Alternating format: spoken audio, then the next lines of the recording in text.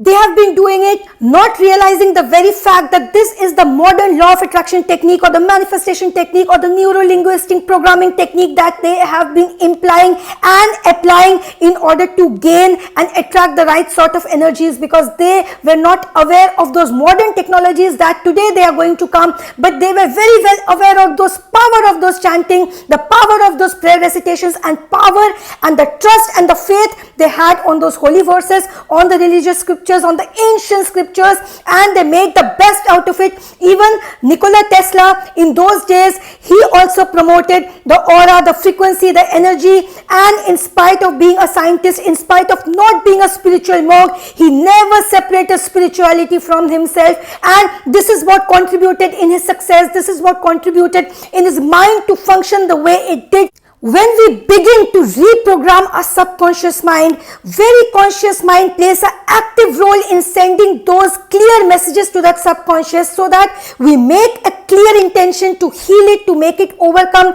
its past wounds, injuries, and the experiences we have subjected it to, knowingly, unknowingly, intentionally, and most of the times unintentionally through the unconscious mind. So these are the three active participants, that is the subconscious, the conscious mind, and the unconscious actions that we take, that is done by those subtle energy that is within us, that makes active participation, and it does things on behalf of us even without letting our conscious mind know of the activities it is doing and the exchange of signals, the exchange of messages that it is having with that subconscious. This is how we end up training and reprogramming our subconscious. We have to understand and tell our conscious mind to send the subconscious a message that it is not worth the injuries, the wounds it has gone through. It is much beyond that, and it harbors that immune power, it harbors that immunity that is capable of unlearning all the pains it has gone through, all the failures it has gone through. It is only then we have to change the energy pattern, and the shift of the change of the energy pattern can take place only when we consciously make a decision to reprogram the subconscious. It cannot be done by verbal participation, it cannot be done by making verbal affirmations, it cannot be done by making verbal decisions. We have to feel the thing from within, because it's not going to happen by making verbal affirmations. It's not going to happen by making verbal promises. It's not going to happen by making verbal commitments. It is going to happen when from deep down within that commitment comes and it reaches that subconscious. If you consciously make a commitment to yourself, I am going to heal and I am going to reprogram my subconscious. The subconscious, the subtle energy is so smart. It is so deep and it is so stubborn in its nature, and it has deep-rooted injuries, it has deep-rooted wounds, it has deep-rooted experiences that has taught it something, that has trained it something over the period of time. We have done it to our subconscious unknowingly, unintentionally. So by making a mere verbal commitment that I am going to be positive, I am that lucky person, I am a very confident person, I am going to do well in my life, those will be limited to those verbal affirmations, and it will not impact our subconscious, because it will go on playing with those energies that are deep rooted within, and those energies are nothing but those past painful experiences that it has gone through. Now, how to heal it and how to unlearn it? Let's think of that word. How can we empower that particular word? By not making merely verbal affirmation, but by sending those affirmations, but by empowering those words and those frequency and the energy associated with that words. Then we have to work on the emotions and knowledge associated with that words, so that those energy can pass on to the subconscious, and the subconscious will become able enough to grasp those energies, and slowly it will tend to forget, slowly it will get over those past wounds and experiences. How do we begin? Think of those monks. Every spiritual monk, every religious scholar, every spiritual seeker has been knowing unknowingly since past several years, has been doing these affirmations and have been doing these affirmations successfully, because then back years ago, thousands of years ago, hundreds of years ago, via our ancient scriptures, these modern technologies, NLP, neuro-linguistic programming concept, the law of attraction concept was not that popular, and they didn't it without knowing and without telling themselves that they are doing an affirmation. They used to do it via the holy scriptures, via the holy books, via the holy verses, by the ancient scriptures, by reciting, by making prayer recitations, by taking help of the prayer beads of the respective religions, of the respective spiritual faith and beliefs. Every holy book has contributed in this law of attraction without even coming into active power and active recognition. They didn't even realize that they have been doing this, but unconsciously we have been also doing this, but we have not been able to do this taking the help of the ancient scriptures. And today we are taking help of the same law of attraction techniques, the manifestation techniques, the NLP coaches who are promoting the law of attraction, masters and coaches who are promoting and teaching these very things that have been there with us since years, since the ancient years. And it is the gift by us, by our ancestral gifts to our different respective faiths and beliefs, but we just have to make the best out of it, and we don't have to make a very hue and cry about it and think that this is something huge I'm going to do and it is a lot of benefit or profit or money I'm going to make out of it. We have to clearly think that it is that subconscious, it is not worth that wounds and the injuries that I have subjected to the past that we have gone through. It is worth more those achievements that society tells us that they will represent and make and build our identity and represent us in a particular way before the world. If we want to win over this material world, then this is the conscious message that we have to send to the subconscious. And if we want to become the slave of the material world, then we can go running behind interviews, we can go running behind the jobs, we can go running behind all the achievements and the standards that society has set for us, and we are bound to achieve those standards. But in order to win over the material world and not become a slave to it, do well in our lives, earn a lot of abundance, earn that amount of money we want, earn that good and great happy life that we want to attract, in order to do that, we have to make the value of the material world before our subconscious very small.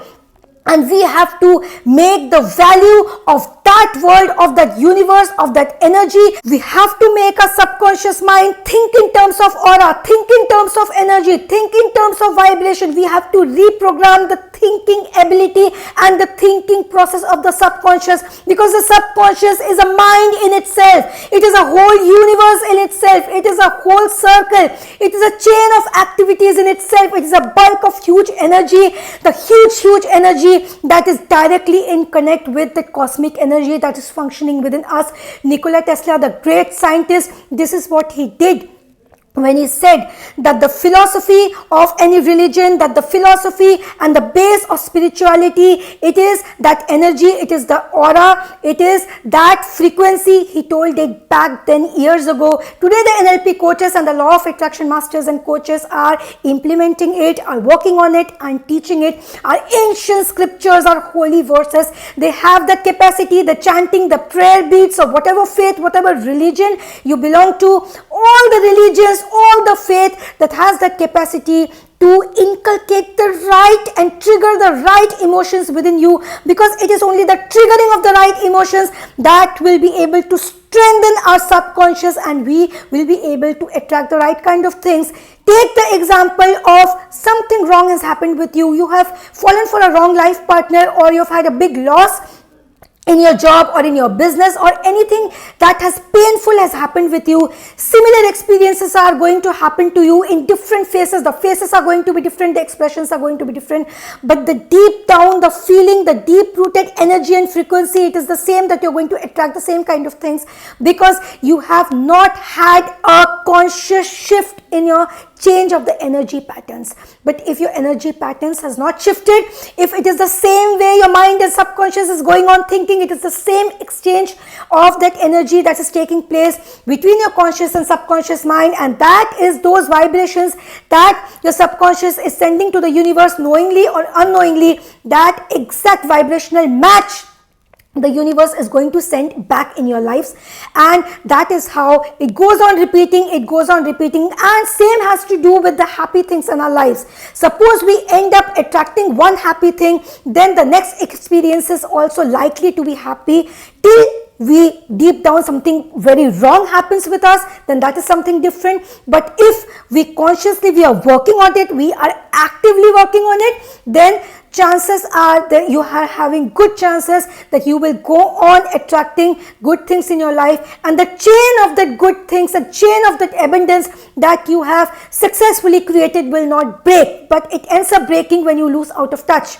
And you end up disassociating yourself with those spiritual science, those scientific practices, those spiritual practices which enabled you to reprogram your subconscious. Now that you are doing well and good in your life, you have disassociated with those practices. So what are you doing? The chain is going to break, because in our spiritual, in our holy verses, in those ancient scriptures of all the faiths, it is clearly mentioned the illusion, the maya that you call in Sanskrit, the dhoka, the betrayal of the material world. Why I said that present the material world before your subconscious, not in the way the society, the societal standards that has been set for us, but devalue it.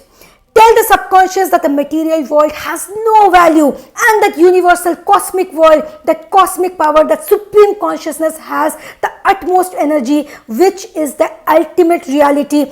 After the subconscious comes to know of it and it gets programmed to function that way, there is a think of that energy pattern, there is the change of the thinking pattern that takes place of that subconscious, and it wins over that material world. And once you lose interest in something, then only you have won over it successfully, and you can rule over it. The subconscious will make you rule the material world. You will attract the right kind of job, you will attract the right kind of people, the right kind of business, that abundance and prosperity that you are looking for. You have to devalue the material world to win over it. This is what your subconscious needs to be programmed towards. But once you have got hold of it, you're doing well in your life, you get away and detached from the spiritual and scientific practices, again you're back to square. Why? Because this is an ongoing process. This is not that you have eaten a food for 1 full month and the storage in your, even a camel has a limited time period that it keeps the storage and then it has to eat again. So this is the similar practices, and this science holds true for every creature on this earth, on this creation, on this universe. We have to go on doing, so you cannot stop doing it, and the secret is you have to keep going and keep doing it. Now the good news is, suppose someday you don't have time, or for a particular week you've gone for a vacation, then if you're not being able to do those practices, then what you have to do is you have to take that good break, because you have to give break to those spiritual practices also. So again start doing it. If you have stopped doing it, if your association or your link has broken, there is nothing to worry about. Once you consciously make a decision of again starting it, the process will again have the impact on you. But remember one thing, first time the impact it has had on you, second time the impact will be different, and the third time the impact will be very, very different. You have to think it from common sense. Whenever we go and experience something for the first time, we feel something about it. When we do it for the second time, we feel something about it. And when we take a long break and again revisit that past, that revisit that experience, that revisit that same thing, then we have a different kind of experience. And the same holds for these spiritual practices also, because it is the human nature, it is the human characteristics. It's all about the spiritual science, has nothing to do with becoming a spiritual monk or getting done with the material world. It is about winning over the material world, and the art that the spiritual science is about our day-to-day characteristics, behavior, and the actions that we do in our day-to-day life. A guided action, a guided meditation, a guided spiritual practice can unleash those potentials of our subconscious. Give it a shot for 15 days. I'm not telling in 15 days you will start seeing some miracles, but those 15 days will mark your journey and will begin that journey, and within 3 months you will see results for yourselves. And keep doing it. Do not give a break. Bread, 41 days of life-changing experience, life-changing course. No dependency. What the slavery? Bread.